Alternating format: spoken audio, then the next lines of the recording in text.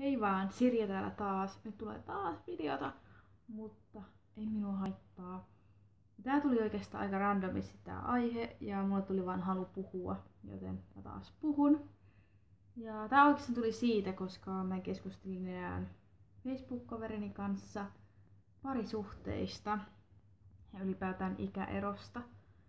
Ja no siis hän on siis 48-vuotias, näin, ja hänen naisensa on nuorempi. Eikä siis mua oikeasti haittaa, että jollekin on ok siis isompi ikäero. Mutta se tavallaan, että miten mua häiritsee siinä se, mitä mäkin olen kuullut monelta ihmisiltä, on se, että pitäisi kokeilla. Et sä kokeillut vanhempaa, tyyli yli 30-vuotiaasta tai tällaista. Että kyllähän nyt sun pitäisi olla semmoittenkaan ekana ja kaikkea. Mutta tässä tulee taas oma tahto oikeastaan vastaan, että kun mä etin silloin kumppania, tai olen etsinyt elämäni aikana, mä olen ollut siis varma ollut siitä, koska mä haluan tietyn ikäistä seuraa, tietyn tyyppistä ynnä muuta. Mikä mua vetoo tavallaan. Se, että mä en edes jotenkin haluaisi kokeilla sellaista, jos mulle tulee jo semmonen ajatus sillä hyi oikeesti. Ja oma tahto siinä on hyvä, että jos oikeesti on parisuhteesta tai jostain muusta kyse, niin jos tuntuu epämiellyttävälle, niin ei mitään ole pakko kokeilla. Mä sain vähän semmoinen kuvan melkein siis siitä, että mun pitäisi tyyliin jättää Jussi ja sitten kokeilla yli 40-vuotiaasta.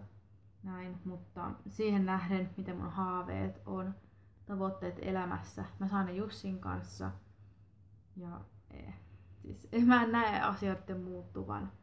Ylipäätään siis olen jutellut ihmisten kanssa tässä aika paljon, koska tänään on ollut tylsä päivä. Olen ollut kotona vaan ja huomenna onneksi töihin, mutta silti. Niin tavallaan hirveän monella on iso juttu oikeesti. Mä niin puhun tästäkin aika monta kertaa, mutta oma tahto ylipäätään.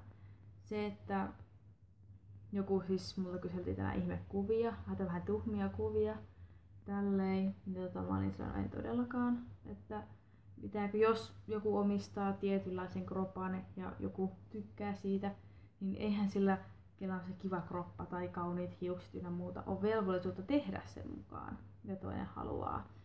No musta on tosi törketäs vaatia sellaista. Ja no tänään mä sitten ärähdin tälle yhdelle ihmiselle, hei come on, että et sä voit tuommoista vaatia multa. No miksi et sä halua? No en halua. Siis tosi ärsyttävää. Ja ylipäätään mä oon saanut ihan kommenttia, että on outoa hakea netistä kavereita ja muuta. Ja no, ehkä tietysti se on, mutta mulla on omat syyni, miksi netti on yksi keino.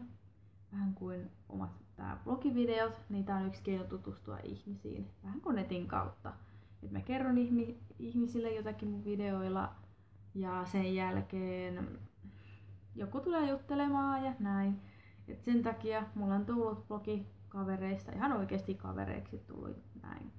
Muutamia on siis Slaava ainakin. Juhan vlogit, vaikka ollaan nähty aika harvoin nyt, mutta jutellaan välillä ja muuta. Siis ihmisiä löytyy ja se on tosi mukava sillä siis jutella. Mutta niin.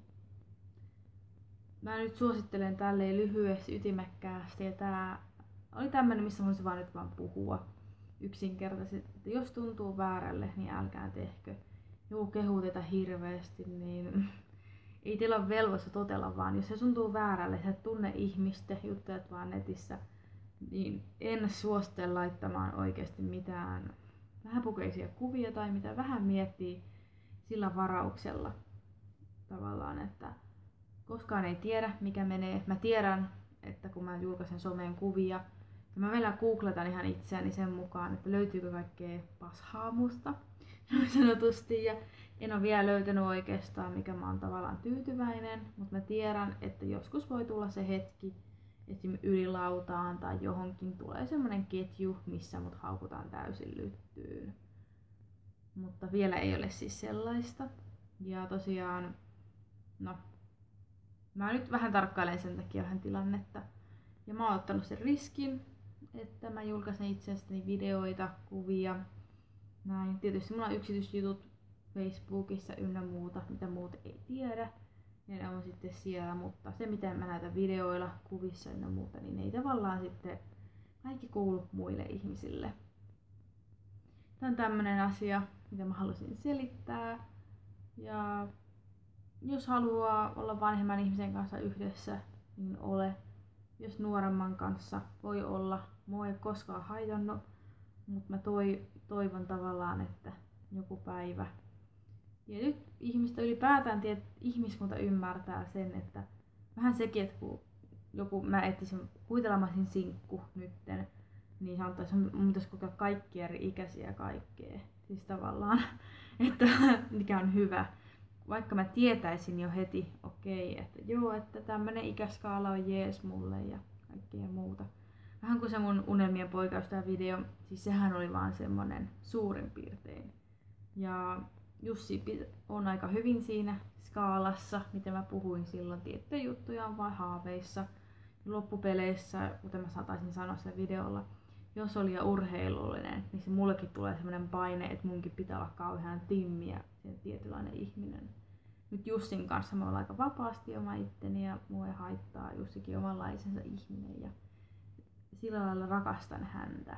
Että mulla ei todellakaan tarvetta siis, että nyt mun pitäisi joku sanoa mulle, että mä alan nyt testaamaan 40-vuotiaita miehiä.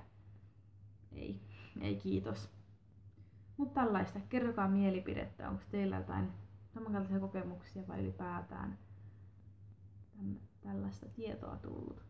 Mutta joo, katsellaan seuraavassa videossa.